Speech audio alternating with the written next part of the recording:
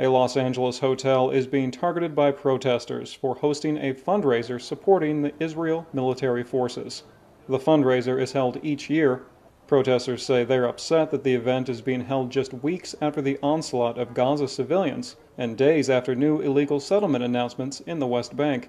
Protesters say the event raises tens of millions of dollars for the Israeli military fund. They say this is in addition to the billions of dollars given to Israel each year by United States taxpayers. There is a feast of cowards inside the hotel. Shakil Saeed is with the U.S. campaign to end Israeli occupation.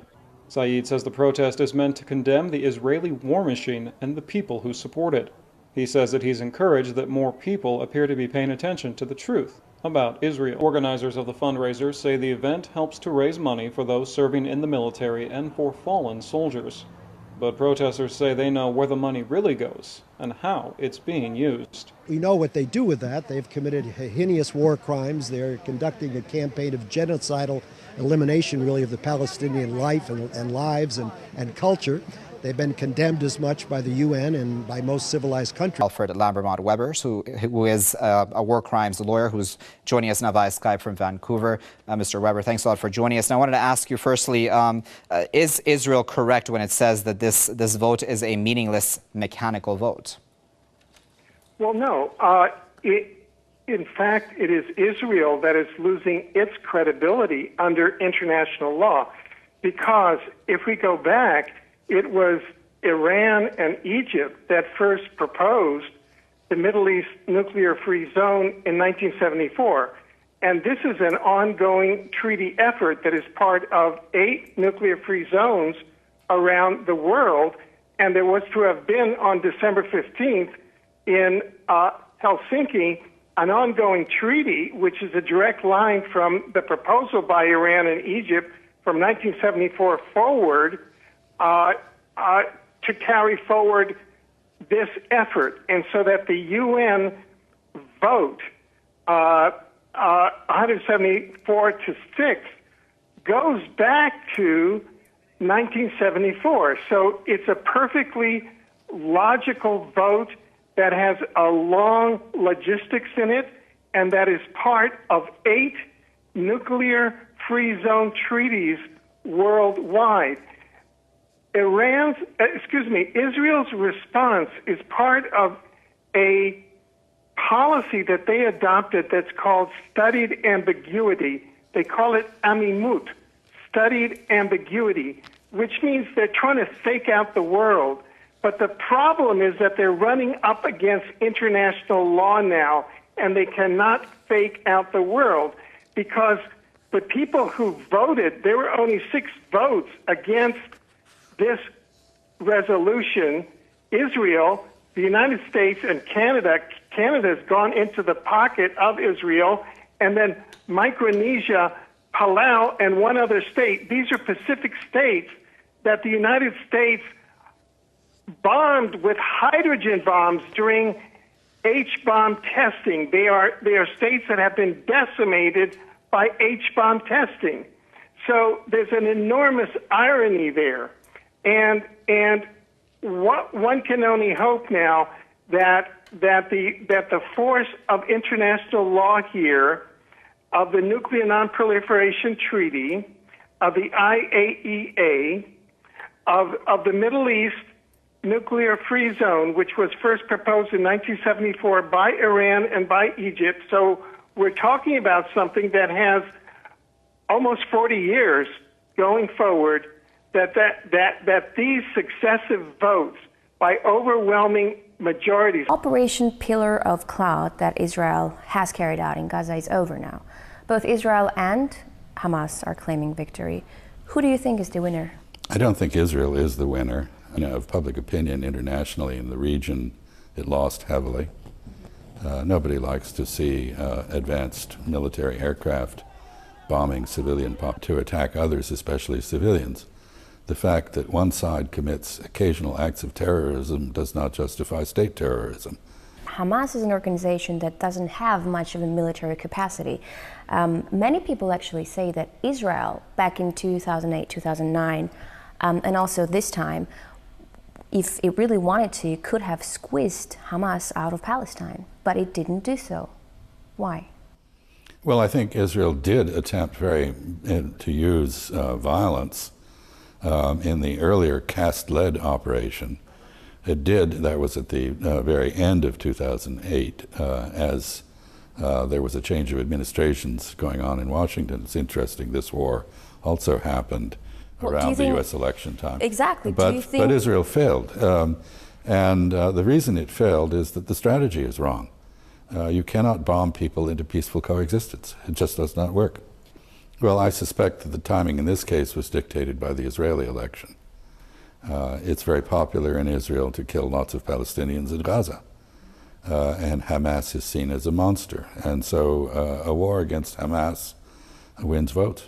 The wording of the Operation Pillar of Cloud, obviously referring to the Bible, and back in the Bible, it was the Pillar of Cloud who led the Israelis out of Egypt and saved them from the Pharaoh. How much does the Torah narrative actually dominate the mindset of Israeli war planners? Well, the religious element both in the Israeli armed forces, largely settler-driven, not Orthodox Jews, many of whom don't want to serve in the military, refuse to do so.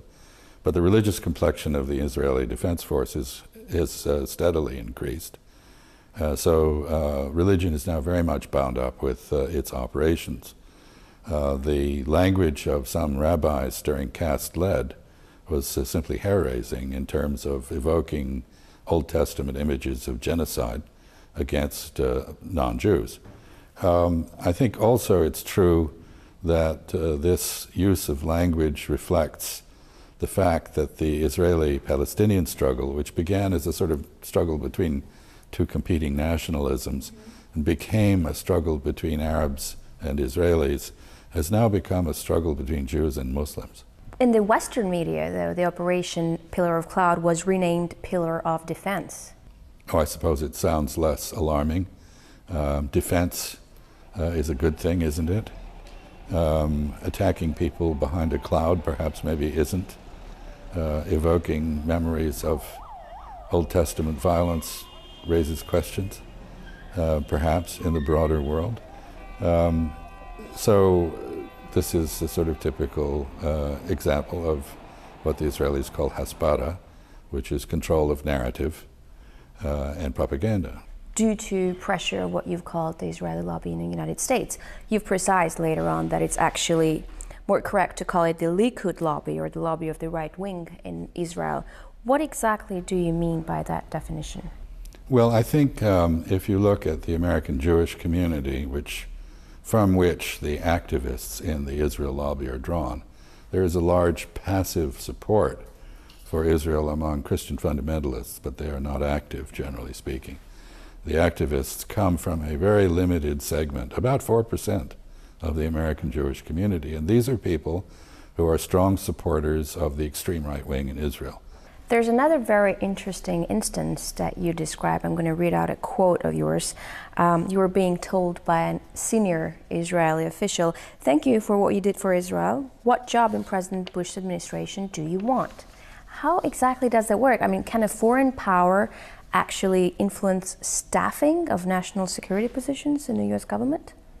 Well, when this man, who I had considered a friend and rather admired, tactlessly made that offer to me, I thought he could deliver it. I thought he was making a real offer, and I was enraged. As somebody, as an American patriot, I don't like the idea that any foreign country, even one close to us, should be able to dictate our decisions about our internal politics. Was it a bluff, or could he really deliver it? I think he might have been able to deliver it. I didn't take him up on it for obvious reasons. I thought it was a despicable But that's kind of scary.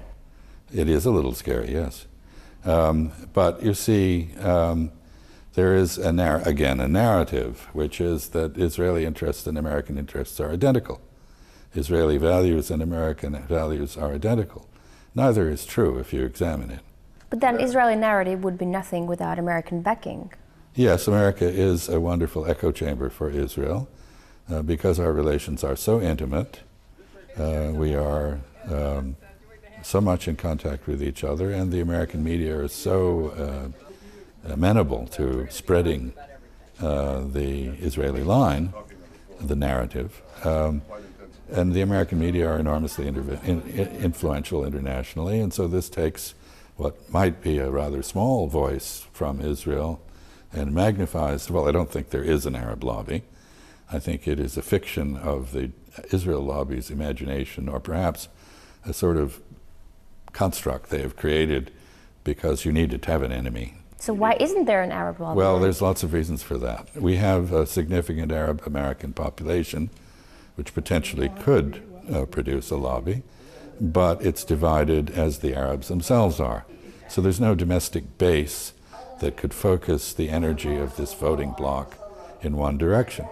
And second, turning to the Arab states, yes, the Gulf Arabs have plenty of money, but they also have no understanding of the importance of institutions as opposed to people. Their own politics is very personalized. Their own societies don't, in many cases, rest on institutional foundations.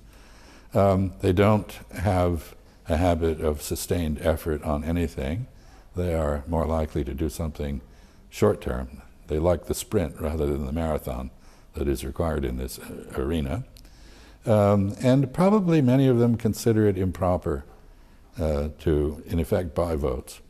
And I happen to agree with them, but they are behind the times, unfortunately. Everyone else is doing it. So you don't have the domestic base, and you don't have the foreign support. And I might say that the Gulf Arabs, like other Arabs, they don't like the Arab Americans, who are not mainly from the Gulf. The Gulf Arabs don't emigrate.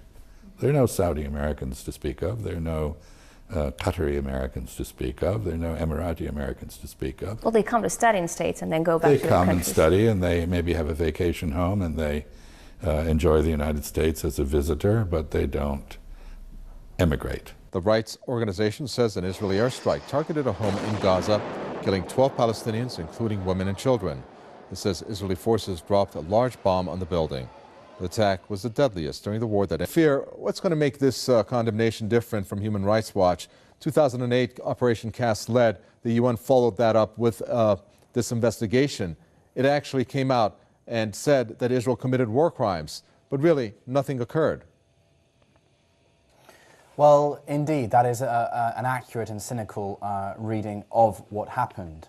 I hope, and I'm sure the Palestinian people also hope, and those that support the Palestinian people's enshrined in law human rights, that things will be different this time around, that there will be an improvement of some sort, albeit marginally, that there is a swelling support for Palestinians internationally.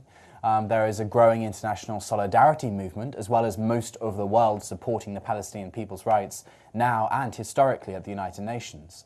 So I think the hope here is that the pressure that is being exacted on Israel, which is increasing over time, will make some difference in this case, getting some justice in these cases that you refer to of the Al-Dalou family massacre in which 4 children were killed, or the targeting of journalists. We saw 3 journalists deliberately assassinated.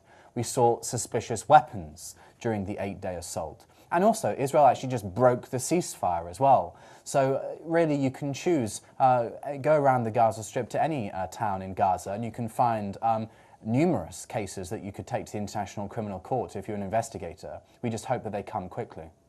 And quickly, if you can, upgraded status of Palestine at the UN.